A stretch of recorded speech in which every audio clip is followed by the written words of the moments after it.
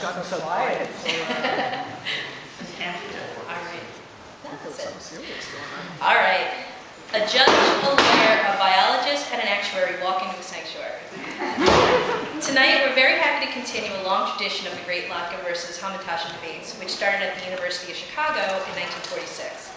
These debates are legendary for their humor and their ability to make you think about the lowly Latke and the humble Hamantaschen in a different light. Representing the Latke team, we have Mickey Bloomberg and Fred.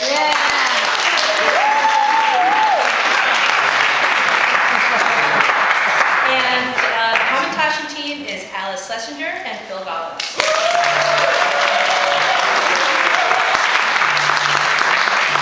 I really have to give a big thank you to Phil for taking this venture seriously and really running with it. Also, thanks to the members of the Cineplex Committee for helping tonight. My co-chair, Lisa Bittner, who is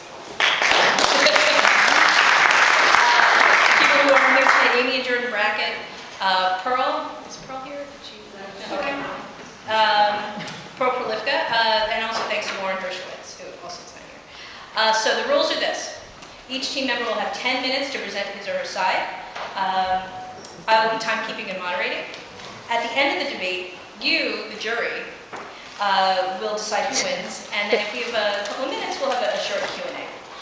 So now, with no further ado, I call our first presenter of the evening. Born in a log cabin in Brooklyn, Fred Kolikoff was raised by a tribe of Ashkenazi Indians, feared by their neighbors for their cutting sarcasm and ability to inflict debilitating guilt.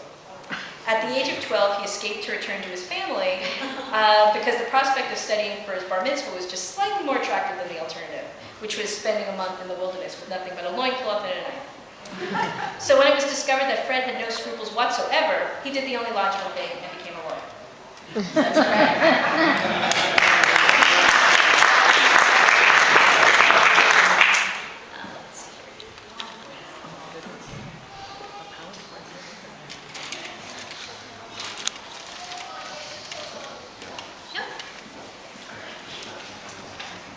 Good evening, everybody. Before we begin, I'd like to thank Rabbi Adelson for warming up the crowd with his scout story.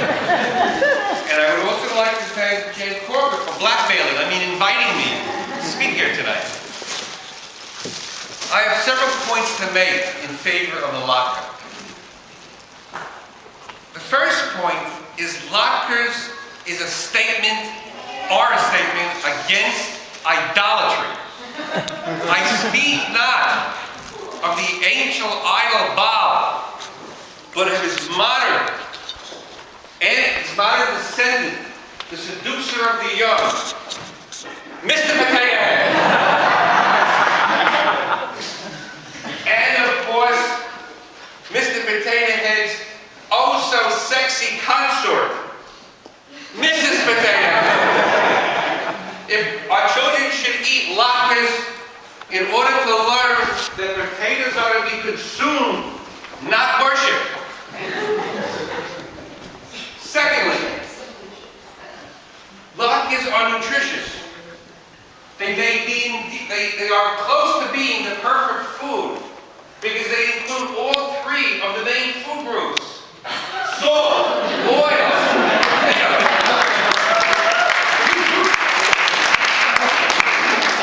Now, with all due respect to the rabbi, modern science tells us that the perfect food is, of course, bacon. However, bacon has traditionally been denied to our people because the scriptures say that the children of Israel are forbidden to eat the flesh of the pig, unless, of course, it has been stir-fried in soy sauce and a wok. Until the advent of Reform Judaism, the only exception to this was a small Hasidic sect that was led by a rabbi who, when asked why Jews are not allowed to eat pork, gave this answer: "You mean we're not?" But I digress. Let us return to the subject of latkes. Latkes, the consumption of latkes is foretold by prophecy. Even in ancient Israel, before the potato was even discovered in the New World, there was a prophecy that we would eat latkes today. As we all know, the current dreidel has the following Hebrew letters: Nun, Gimel, Hey, Shin. But what is not well known is that the original dreidel had different letters. It had the following letters: Tate, Ayin, Mem, Samach.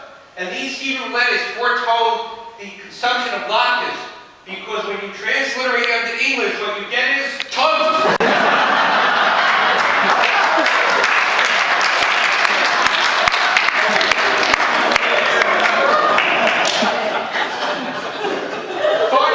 Finally, eating latkes is good for the environment.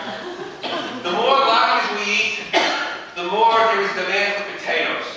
The greater the demand for potatoes, the more will be grown, and if there are enough potatoes, we can get rid of all those power plants that have huge carbon footprints. Instead, we'll all draw power from potato batteries.